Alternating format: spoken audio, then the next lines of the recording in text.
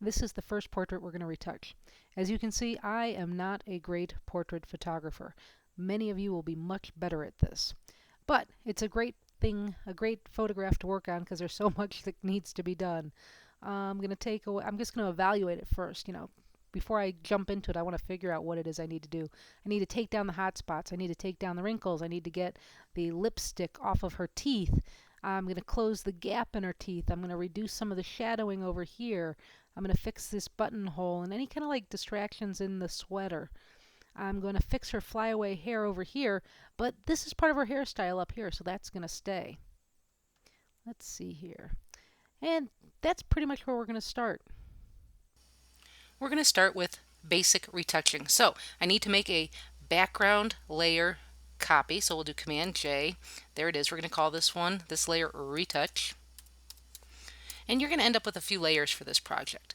So looking around, we've got this buttonhole I'm going to start with. I'm going to start with the hair, and let's make this larger so we can see what we're doing. I'm going to start easy and then make it more difficult. So healing brush. I'm going to make the brush larger. I'm using the bracket keys on my keyboard. Set my source point by hitting the Option key. Come over here and take that out. Come over here and take this out. And I'm just kind of moving quickly here. I'm going to move this down here, make the brush a little smaller. I'm going to get rid of some of these distracting little white areas where her shirt is showing through from below so you can see. And I'm not resetting my source point every time because of the type of outfit that she's wearing. It's not necessary really, but I am being careful. Okay, so now that I've done that, let's move over here to this flyaway hair area. And we're pretty lucky because of the background, so this will be pretty easy to retouch as well. So I'm just going to come in here, just kind of take it away. Whoops, Command Z. I got a little too close to the hair there, so I was cloning her hair back in. So I want to be careful with that. And because I have some irregularity in here, it's okay because of the background.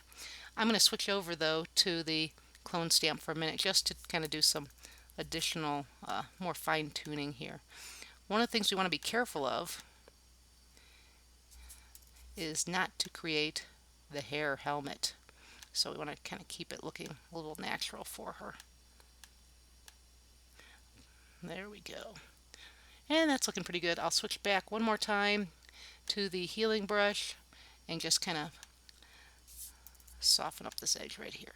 Okay, that's looking pretty good. Maybe not. One more time. Let's pick a better point. There we go. That's looking better. Okay, this hair we want to keep because this is part of our hair style. But when we start to get these over here, they could have a little bit of refining done to it. So I'll come over here, grab that brush, make the brush small, and just kind of take out some of these little guys. Now remember, hair helmet bad, so you want to keep some of it, but if it's too distracting, we want to get rid of it.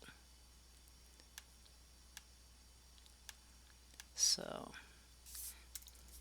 brush a little bit bigger in here. I'm fortunate with this background, aren't I?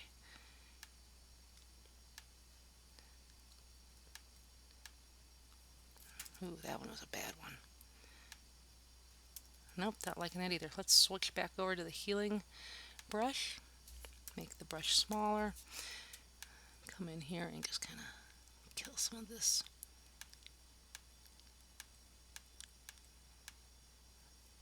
Okay, I think that's looking pretty good to begin with. Now when I'm moving into her face, we're going to leave the wrinkles for later because that's going to be its own technique. It's going to have its own layer, but I'm going to get rid of any of these spots, and I'm going to use the healing brush for most of this.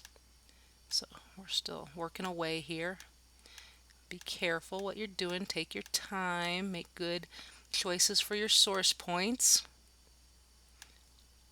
We have a little bit more flexibility though with the healing brush. Make that a little smaller. You don't want it to be too big and you don't want it to be too small.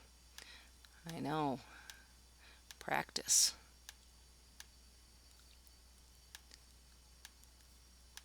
Now, one of the things that I'm going to do, I'm going to get rid of this little spot right here. That's a close call. It's like, do you want to do that or not? And I did. Okay, there's a little spot over here. Hit that too. Now, at this point, let's make it a little bit smaller so we can see what we're doing and turn on and off the eyeball. This is where things are going to jump out to you like, oh, I missed something, something glaring. But I think it's looking pretty good for this point.